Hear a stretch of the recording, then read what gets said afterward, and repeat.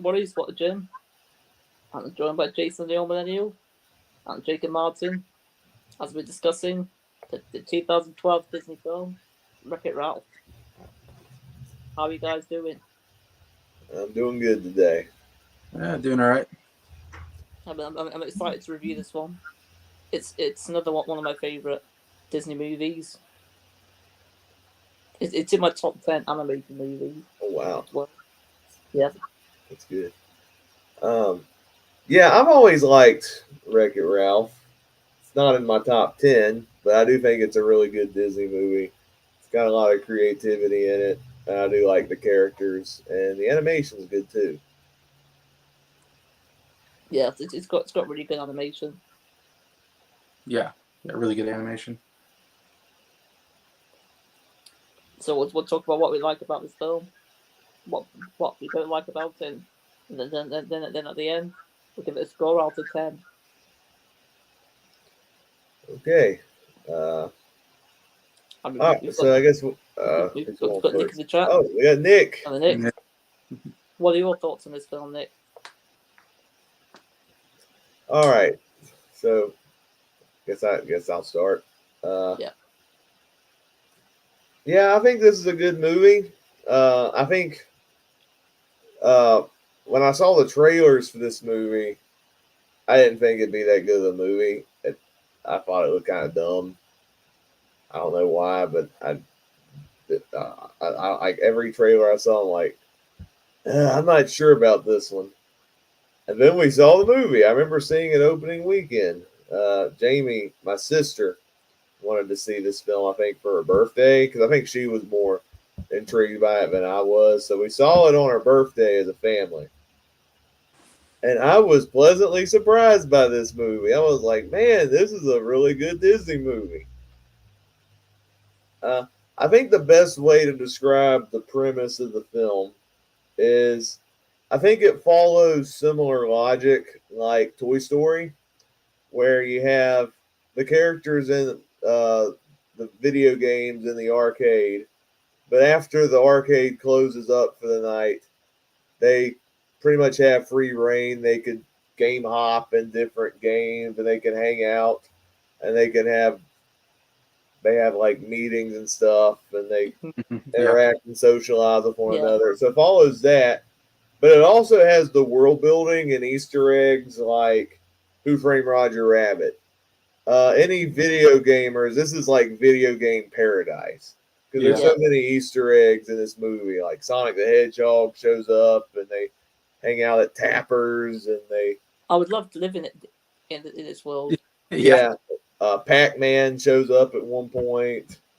I'm not as big on gaming as other people, but yeah, you get the point. There's a lot of video game Easter egg candy in this movie, and Mhm. it's really fun to see that.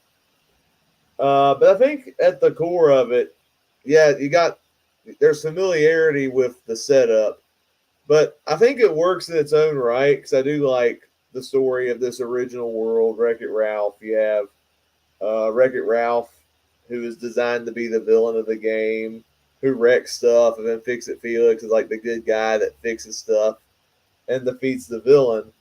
But despite the programming, Ralph is just a down to earth guy. But everyone treats him like, oh, he's the villain because he wrecks stuff. And so he gets rejected by everybody except Felix because Felix, he's kind of like he sees him as like, oh, he's not a bad guy, but everyone else like hates Wreck It Ralph because Yeah. he wrecks stuff. So Wreck It Ralph has this almost like this identity crisis. Almost, he's like, I don't want to be the bad guy anymore. I want to prove that I'm actually just a good guy at heart. And so he goes game hopping to try to win a different game so he can win a medal to Mhm. prove to everybody that, oh, I'm actually the good guy after all. So we got some fun world building in this movie. I like the 80s retro aesthetic Yeah, yeah, of the Fix It Felix game. Then he goes to Hero's Duty, and it's like pretty much a spoof on some of those first person shooter games like Halo and Call of Duty. And It, that it, was it reminds you of of the game series Gears of War. Yeah. Yeah. But I love the aesthetic there, and there's a funny joke there where he's horrified by the violence on that game, and so Yeah. he tries breaking the fourth wall to the little girl playing the game. He's like, "Why did video games become so dark and scary?" And It's my favorite part of the whole movie. I love that. I love And then he ends up I love the whole part. yeah. Then he ends up in Sugar Rush, which is like most of the storyline because he bonds with Vanellope the Glitch. And I like that world too. Especially, I think my favorite aspect visually is the Sugar Rush game because it's pretty much, I would describe it as like a really cool hybrid between Mario Kart and Candyland. Yeah. And I love Mario Kart, so it's cool them seeing them do like a kind of like a creative spin on that game. But like I said, I do like the story where it's about well, it kind of like looks at people, I guess people's programming in games, especially Wreck-It Ralph, because like I said, yeah, he's programmed as the villain, but he's not really that bad of a guy when you get to know him. And I think by the end of the movie, he realizes, yeah, I may be the villain in the game, but I'm more than just the villain. I could be a good person and still appreciate the role that I have in this game. And so I think the message of the film is pretty good. I do like the bond between Ralph and Vanellope. I think that was a good dynamic to see to show that, he's not the bad guy after all. I think the film has some really good creative visuals. I would say kind of an underrated villain too. I do think King Candy is a fun character, and then they do like a twist with that with Turbo, which, to be honest, when they did that reveal, I'm like, all right, this is actually a good twist because they smartfully set up the Turbo thing as part of the world building, and it's like, oh, he's Turbo. It's like, okay, that adds a deeper threat to the game world. I'm like, all right, I can accept that. And I think, like I said, this film has some good heart to it. With the bond between Ralph and Vanellope, you get that friendship forming, and I think it's not an all-timer for me, but it is a really good movie, and I can see why it became such a fan favorite. Nick likes this movie as well.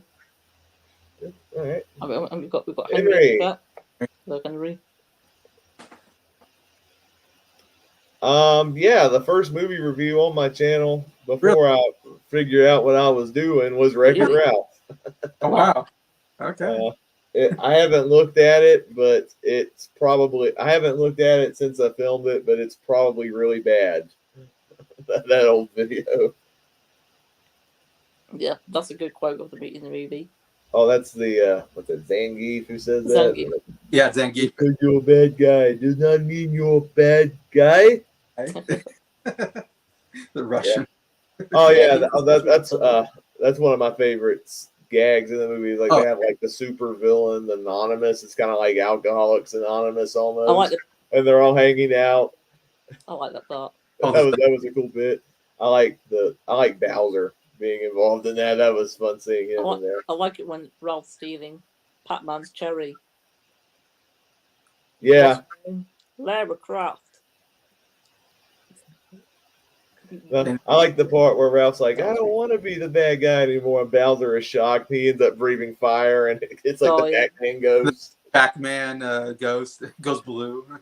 Yeah. It's quite a funny movie. Straight away. It's quite funny. Yeah. All right. My thoughts on it. Yeah. Yeah, I remember when this movie came out. I saw it in the movie theater, of course. I was watching like every Disney movie in the theater. I was a big fan of Disney. And I was really excited for this movie when it came out because I was such a big video game player as a kid.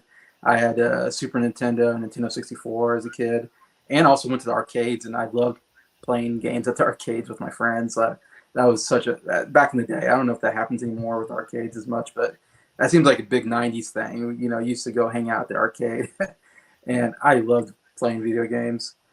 And so this really spoke to me as like a kid in the '90s playing video games and hanging out at the arcade, And I would say what excited me about it was the idea of like these different video game characters mingling together. To me, that was such an awesome idea. I was like, oh man, I'm glad they're doing this. Like, there's such a great premise of an idea of like bringing. My thought was, I thought they're going to bring. When I watched the trailer, I thought, oh, they're going to bring these characters that I know and mingle them together. And because I remember in the trailer, there's like, Ryu and Ken from Street Fighter 2, which I was a big Street Fighter 2 player. Loved playing that game as a kid. And I remember seeing them in there. And then when you see the villain, Anonymous, whatever group, you have Zangief and you have Bison, who are two characters from Street Fighter 2. So I guess to me, I was like, oh, they're going to bring all these cool like Nintendo video game characters maybe that I know. And then when I saw it, I remember being a little disappointed because I was like, oh, no, it's like these original characters. And I didn't realize it was going to be most of the movie I thought the movie was going to take place in the arcade, But most of the movie's taking place in this one video game, Sugar Land Rush, whatever. And I remember being kind of disappointed when I first saw the movie because I was like, oh, like I didn't really care about Sugar Land Rush or all that, because it's not a real game. It's a made-up video game, I was more excited about seeing like my childhood video games in real life played out, in the movie. So I was like, oh, like where's Mario? Where's Star Fox? Where's Donkey Kong? Where's all these characters that I grew up with? So I was a little bit like, I feel like the trailer bamboozled me a little bit, and maybe that's just me thinking. Maybe I was just not thinking, or I wasn't paying much attention to what's going on. But I probably get it now. It probably costs too much money to get all these characters from. I know they had Mario and Sonic in there, but I think they had to have like the same amount of time or something like that, and they had a very short time period in the movie. I think they had cameos, so it probably cost too much money to really, have them as major characters in the movie. So they had to make up new characters. So I get it now, but at the time I remember being like, like that wasn't quite what I was expecting it to be. But on rewatch, when I rewatch this movie later on, I actually love this movie. It's a top 10 like Disney movie for me. It's one of my favorite Disney movies. And like Jacob said, I mean, the story is just really fantastic when you come down to it. And the whole premise, so good. A guy who's a villain in a video game who doesn't want to be a villain in real life and wants to, be a hero. I mean, it's such a cool idea. And I love the aspect of the video game characters are creating a community in the video game world, in the arcade world. It reminds me of Toy Story in a way, where all the toys get together when the humans are gone. The toys have this own community where they have, like you said, I love that they have meetings and stuff like that. Like, and they have this whole community. Like, that's such a fun aspect. I do love that a lot about the movie. And then you get the Sugarland stuff, I don't like as much, but still, I think I like when you get to the end though, it all pays off, I think. I love Jane Lynch's character. That's probably my favorite character. She makes me laugh so much as Sergeant Calhoun. Yeah. She's such a, hard as nails, military, action. She's a action shooter, game. And so she's much different than the other characters, she's very hard nosed, and the way she speaks is absolutely hilarious. And the contrast between her and Fix-It Felix Jr. is so funny with Jack Mercer, such a great voice work as Fix-It Felix Jr. Such a more positive character and very more cartoonish. And she's got, I love these lines like, flattery don't charge these batteries, civilian. Like, I just love those kind of lines that there. I love the line, Doomsday and Armageddon just had a baby and it is ugly. Ugly. I love those lines, and I love just the idea of like, oh, she has the saddest backstory because, they wrote a sad backstory for the character, and that's why she is the way she. I don't know. I thought that was pretty funny. I know they set that up as like the saddest backstory, and you watch the film, it's actually hilarious, dark way. Yeah, it's and then, funny at the same time. I love the part where Felix is like, "Ma'am, you are one dynamite gal." I mean, it like triggers because that's what he always said to her before he got killed. And I know it's supposed to be like this, like very, I think, traumatic moment for Yeah. her.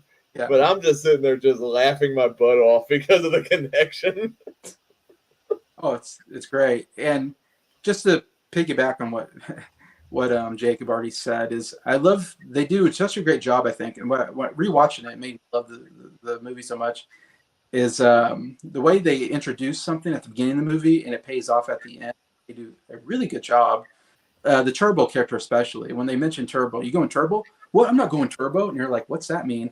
And then they explain later on kind of what Turbo means. And then, but I still thinking, okay, like I didn't think that was going to be a major character in the movie. And then how they bring it back at the end, I'm like, oh my gosh, like they set that up so perfectly for the ending. And you're like, wow, I did not see that coming. That was a great twist. Um, and also things like, with they're racing around I think they're practicing and there's these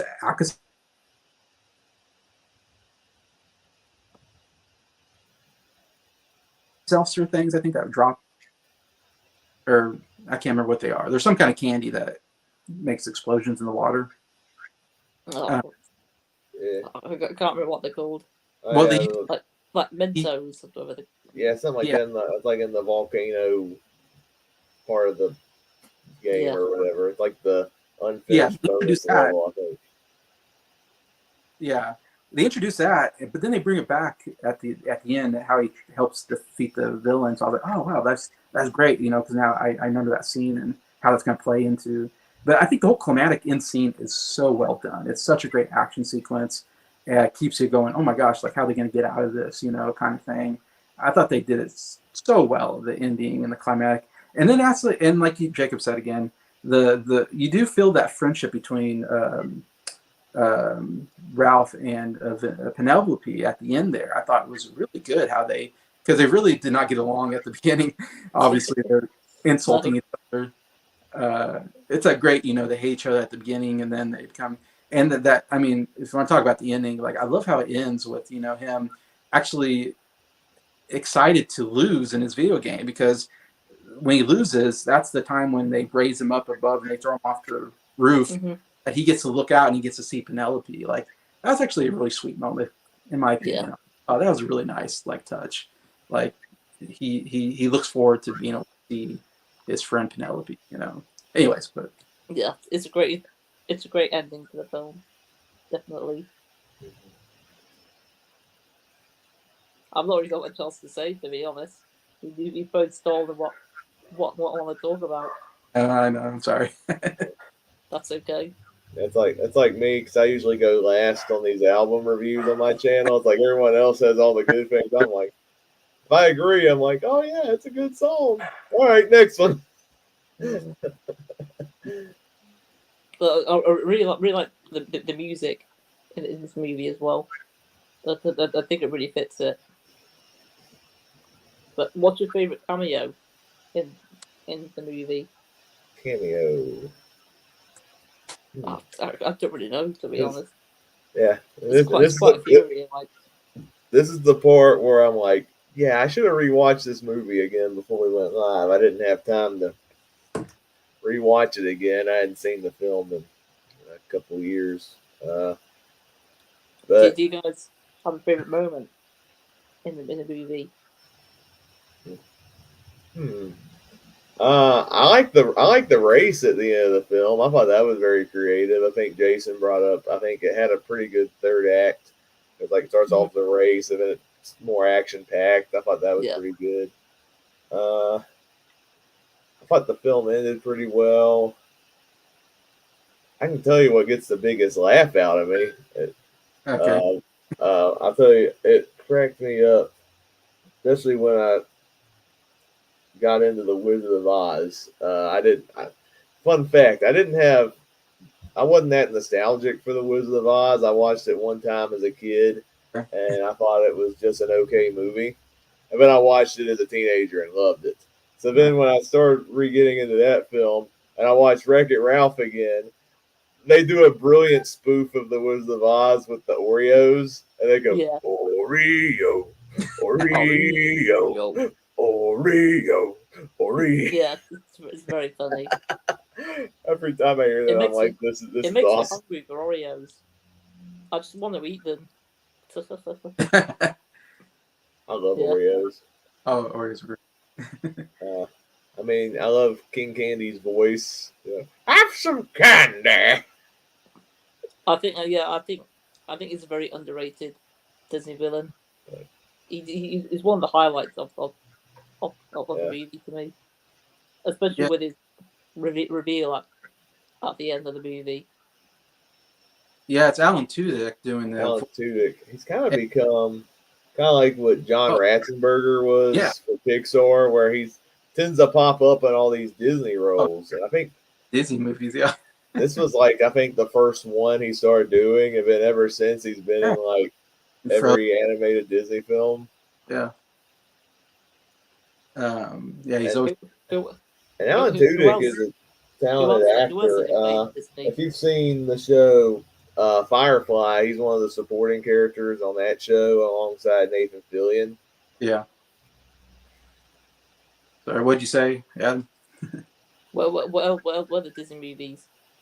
He was the Duke of Wesselton or Weaseltown in Frozen. Oh yeah. And he voiced like a weasel spoof version of the same character in Zootopia. He also voiced the chicken Hey Hey in Moana.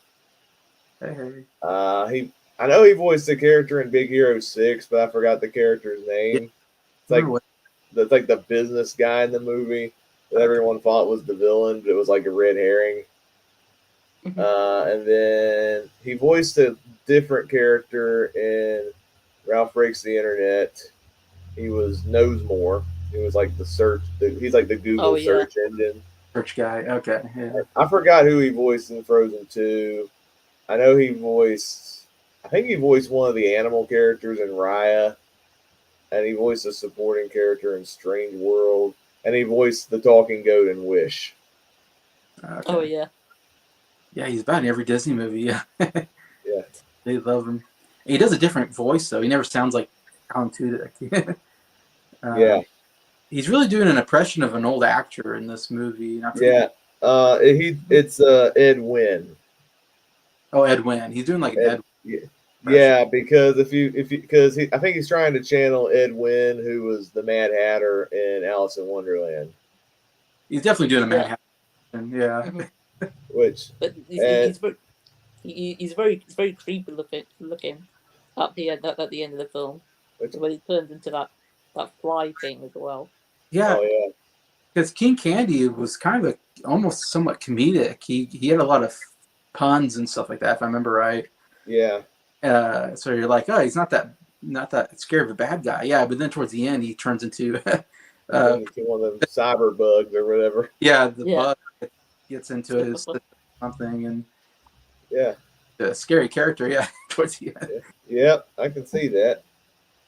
Going back to the Ed Wynn. Yeah, I find it so funny. It's kind of poetic almost because, Ed Wynn voiced the Mad Hatter. Alan Tudyk does an impression of him in this movie, and then he would voice the Mad Hatter in the Once Upon a Studio short, which I oh really? Cool. Yeah, that's quite funny. He'd be perfect.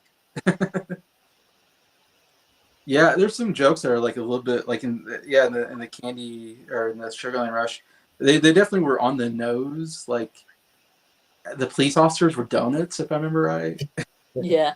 And I'm like, yeah, they were on the nose. Well, it makes sense. It's like, okay, they're really going for the puns on this one. Yeah, Yeah. Like I think Felix, and then I forget the Jane Lynch army character. I forget her name. Calhoun, I think. Sergeant Calhoun. They almost die sinking in Nesquik sand. Yeah. Oh yeah, Nesquik sand. And then they get rescued by the Laffy Taffies. Laffy Taffy. Yeah, you make them laugh, and yeah, they're definitely going for those puns. Yeah, for sure. Yeah. I don't know if you're gonna get into Penelope as a character. I do. I like Penelope. I think her voice is annoying. I think Sarah Silverman is annoying. And that's why I didn't like about the second movie is how annoying that character is, and it's like the main character of the second movie.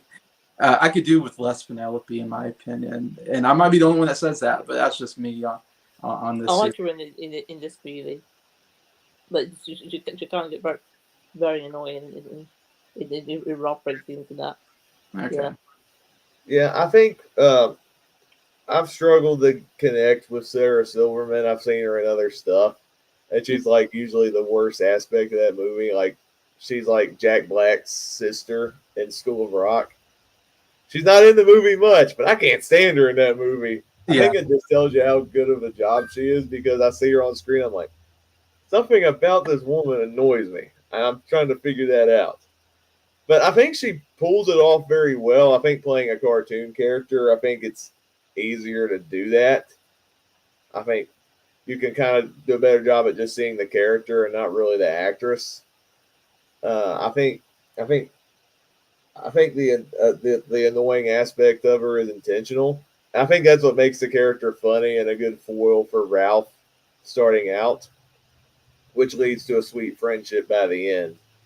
And I like the Vanellope character. I was like, you kind of feel bad for her because you're like, at the beginning you think, oh, she's programmed to be the glitch, like the nobody, the useless character that nobody wants, and everyone thinks she's like some weirdo freak type character because of that. And then the more it dives into the world, but I'm like, oh, she was originally part of the game, but she got like they kind of messed up the programming to where she's the glitch now. I'm like, okay, that makes Yeah. sense. And I think she had like a good twist at the end where she was like the princess of the game originally. That was a good twist. Yeah. I like that Yeah. twist too. And I wasn't expecting that. Yeah. oh, that's another one of the funniest parts of the movie. Like gets the princess roll back and she's like, "As your new princess, my first decree is that all of you who was ever so mean to me will now be executed." And then everyone's like, "Ah!" And they were all crying and going, "Oh, I don't want to die." Like, I'm just kidding. Like a big troll there. Yeah, that's a very funny part of the movie. Yeah, I thought that was a good reveal when he sees her on the arcade, and it makes him go, "Wait a minute! If she's a a glitch character, why is she her Why is character she on the side of the image?" gaming console On, there? Yeah. I thought that was a really good reveal of like, okay, something's up here. There's more to this than what King Candy is saying. But yeah, I think overall, I think it's an excellent movie. But I do have a couple of problems with it though. So I guess we could talk about what we don't like about the movie now. Okay. I have one moment. There's one moment in this film that always bugs me. And I get that they have to do something to cause some tension between the characters in the middle act. I get that. And I think you get to the part where King Candy tries to convince Wreck-It Ralph that Vanellope shouldn't be in the race because it might cause a threat to the gaming world or whatever because she's a glitch. And when the game and they set up when the game is unplugged, the glitch can't leave the game. And I get that. I think before you realize the truth behind that, I kind of see what Ralph is coming from in that decision. But like the moment where like he destroys her cart and they have like a breakup between the two characters as friends, I don't know, it always came off as forced to me when watching the film. And then like moments later, it's like that's when he realizes, the twist that you mentioned, Jason. It's like, okay, I don't know if there could have been a better way to approach that moment than just, oh, very suddenly I don't want to help you and I'll destroy your cart. As you just made it as well. Yeah, I'm like, okay. I'm like, I think you could have handled that a little better, but yeah, I agree. I think to me it just came off as forced. It was probably the lowest point of the movie. Yeah, I mean, I think I do appreciate the moment in the movie where like he does that, thinking he was doing it for her own good. yeah. But her response after was like, "Oh, you really are the bad guy," and I guess it's a realization for him in that moment.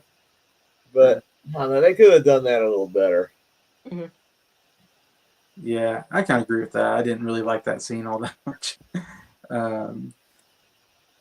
but you have to, it's one of those, you have to have that scene to start the third act of the movie kind of thing. But yeah.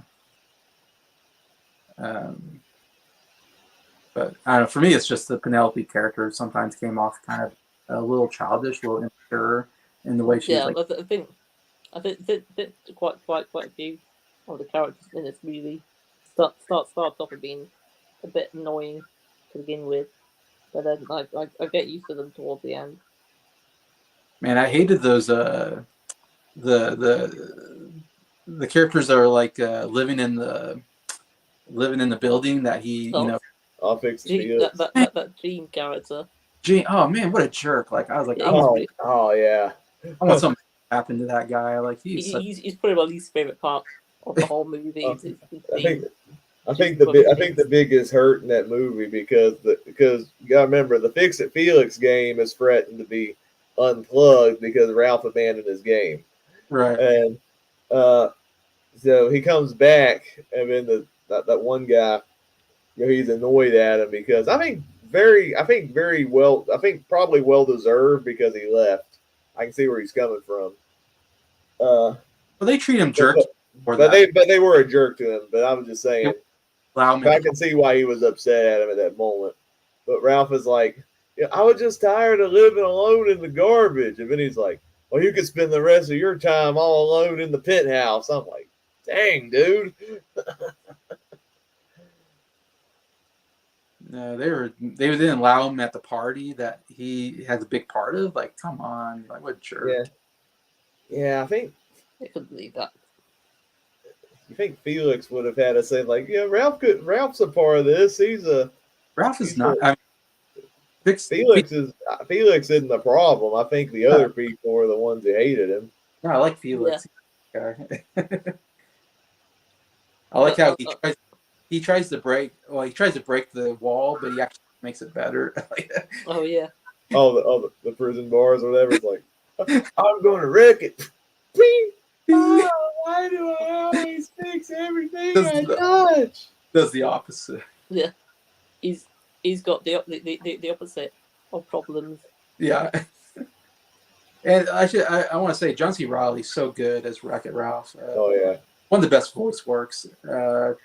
Great main character. I think John C. Reilly's a great actor. And I thought he did a really great job here as well. Yeah. I think the first time I was familiar with John C. Reilly was when he voiced Wreck-It Ralph. So every time I see him in a live action, I'm like, oh yeah, there's Wreck-It Ralph. Yeah. Yeah, I've not really got many problems with the movie. Maybe it could be slightly shorter. But I don't really know. I'm still going to give it a 9 out of 10. Yeah, I think I'm going to go 9 out of 10 as well. It's not an all-timer as far as Disney movies go, but I still think it's a really good movie. It's up there for me.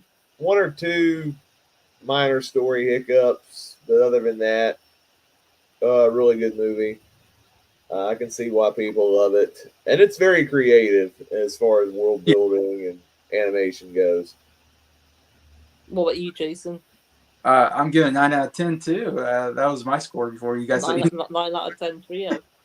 It's just a solid movie. It's so fun. It's a great story. I think great premise, great ending. I mean, it's highly rewatchable. Highly rewatchable. Well. I agree. Yeah. It's one of the top movies for me in Disney, in my opinion. All right. But we sort of talked about it earlier. So what are your thoughts on Ralph Breaks the Internet?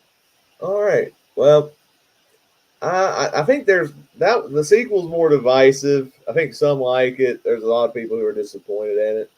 I've only seen the sequel, really. I've only seen it twice. The two times I've watched it, I haven't watched it as much as the first one, but I think it was a good continuation of expanding the first movie. I think I told myself if you had a good pitch for a Wreck-It Ralph 2, I think expanding into the internet is a smart move. Yeah. And that's actually what they do in the second movie. And I actually enjoyed it because of that. I actually think the second film is funnier. for various reasons. I got into the internet humor more. I think I got into it more in the first movie because I wasn't as big of a gamer. So to me, the sequel is funnier in that regard. I think they tackled the internet very well. There's probably some pop culture stuff in that movie that's going to date the film bad in years to come. I think that's going to be the biggest gripe with the film going forward. So I think it's going to be like a product of its time. I think that's probably the biggest problem with the film. But I think it still does a good job at continuing Ralph's character. I like Ralph and Vanellope's friendship in the film. I love the Easter eggs in the second film, especially where like Disney pretty much makes fun of itself and they have like a whole Disney section of the internet. And the scene with Vanellope and the princesses is amazing. Like as a Disney fan, that was a highlight. That was a cool highlight, seeing all those characters together and kind of pretty much just making fun of themselves. Pretty much, I thought that was great. I guess I can see why people don't like it if they don't like the internet humor and they had some issues with the story. I've heard some say they don't like how they handle Ralph's character. I'm like, it's their opinion, but I think it's a good sequel. I agree. Yeah, I think it's good. It's not great, but I still like it. It's pretty low on my list of Disney movies. I watched it again for a second time this last year because I've ranked all. I think there's 62 Disney movies now. Yeah, I've ranked them all right now, and because I'm planning on doing a series on ranking, counting down my all 62 movies. And so I rewatched all the movies this last year, pretty much all the Disney movies, and of course caught up with the new ones that are coming out. So I'm not super fresh on them, but I'm fairly fresh in the last year or so. I've kind of went through them all, and I don't know. I'm kind of one of those where I was just like, I didn't care for the story that much. As far as I didn't care much for Penelope's journey as she wants to be in this violent racing game. Like I didn't care for that part, and then I didn't like what they did with their friendship. They kind of, I don't know, they kind of have a falling out. The Penelope and Ralph characters I didn't like that much, but I did like the whole internet idea.